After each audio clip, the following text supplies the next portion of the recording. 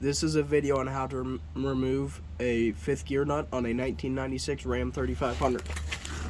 Okay, so step one is you remove these 4 bolts. There's 2 on each side. They're 8mm.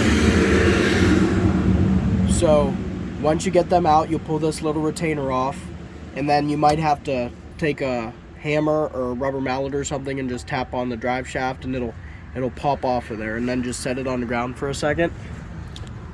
And then on the other end of the drive shaft, it just slides into this little tail housing here. So what you do is you'll just literally just slide it out. But you might want to have a bucket or something sitting on the ground right beneath this seal right here, because if you don't, you'll get some transmission fluid and stuff on the ground, because it'll leak once you pull this out, because there's no longer a sealing surface to it. And then after that, now we are going to remove this skid plate right here. In this skid plate, it has 4 15mm bolts. 1, 2, 3, 4. And then once you remove them, you just set that skid plate to the side.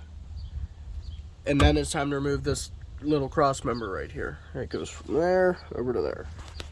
Now to remove this cross member, it's 4 9/16 bolts, but they're bolts with nuts. So you'll need a wrench and a socket and a ratchet. And then once that is removed, now we are going to remove these 2 nuts right here. These are for the transmission mount. So once you loosen these, which are also 15mm, you will loosen them, set the nuts aside, and then you will take a floor jack and jack up on the transmission to take the weight off of this transmission mount up here. So then after you have that weight off of that transmission mount, there are two 15mm bolts, one on this side and one on the other side. Now you remove them. Once them are removed, you jack the transmission up a little bit more, and you'll be able to slide this mount out of here, because we'll need this mount out of here to get to that 5th gear nut. So now that that is all removed and the cross member and that transmission mount are out of the way, we're going to come over here to this transfer case.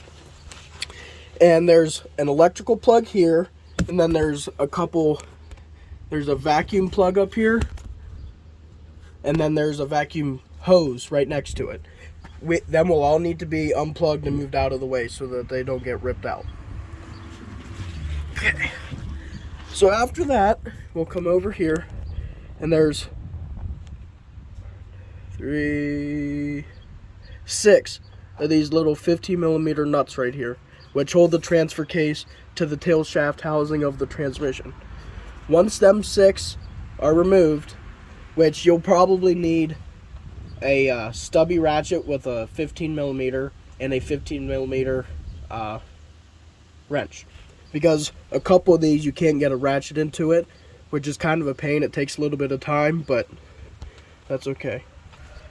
But before you pull the transfer case out itself, you also need to loosen these 4 front drive shaft bolts. These are also 15mm. So what I did, I just took a Milwaukee Impact, an extension, and just zipped them off from the top. You just have to turn it, because if not, you won't be able to get a socket in there, but you can from the top. So you just turn it around until they're all out, and then just tap on it with a hammer, and it'll pop right out. Then after that is done, you're ready to pull the transfer case out. Now the transfer case can be pretty heavy, so I recommend doing it with help or a jack. But I was doing it by myself, so I wasn't able to use a jack. I just picked it up, and it just slides right out. You might have to tap it a little bit to break that sealing surface up there, because it's been on there for 20 years. But other than that, it'll slide right out, and then you'll set it on the ground. It might leak some fluid on the ground, so just be ready. You might want to have some pig mats or something there to catch that fluid. But other than that, it'll come right out.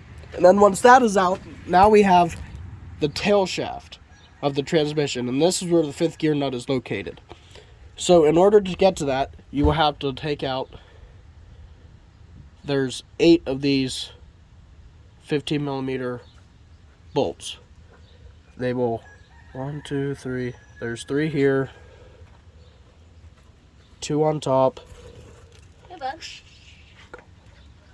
There's 3 here, 2 on top, and then the 3 on the other side. 4 on the other side, sorry, my bad. And then once them are replaced, there's a little bit of RTV in here, but so to break that gasket surface is a little bit harder. But if you just work it and tap it and beat on it, it'll come apart. But don't beat on it too hard, because this is aluminum and you don't want to break that. Because if you break that, then, well, now we need new parts. So once this is off, you'll see the 5th gear nut. It's sitting right inside of here. It was sitting right back against the back of the tail housing because it fell off, and since the 5th gear is a helical gear, it just popped right off.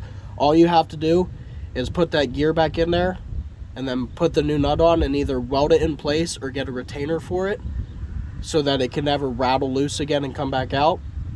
But other than that, all you got to do is do the exact same steps in reverse and you're good as gold.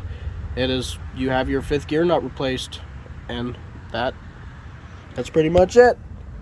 Just make sure whenever you tighten everything back up, these bolts here for the tail shaft housing, they take red Loctite, because there's a lot of vibration that goes on inside of this transmission.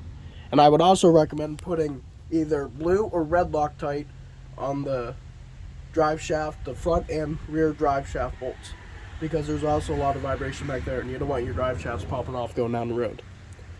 But other than that, all you gotta do is clean up these mating surfaces here, clean up these mating surfaces, put some RTV or gasket in it, and you're good to go.